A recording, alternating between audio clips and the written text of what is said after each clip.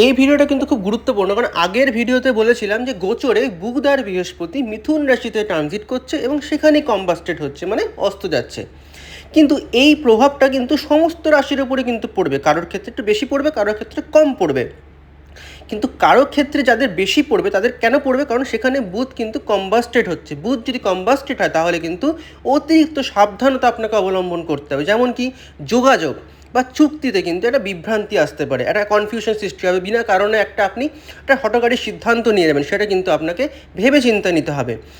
আর মানসিক স্থিরতাটা কিন্তু বজায় রাখতে হবে, মেন্টাল স্টেবিলিটি খুব দরকার এই টাইমটাতে যদি বুধ আপনার কম্বাস্টেড হয়। তো যদি আপনাকে জানতে হয় যে আপনার বুধ কম্বাস্টেড হয়েছে কিনা, তাহলে কিন্তু আপনার চার্ট বিশ্লেষণ করতে হবে, আপনার জন্মকুণ্ডলী কিন্তু আপনাকে সঠিকভাবে বিশ্লেষণ করতে হবে।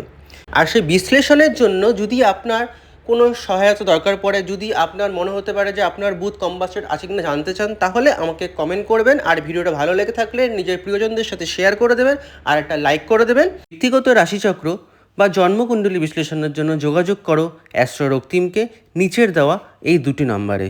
নমস্কার।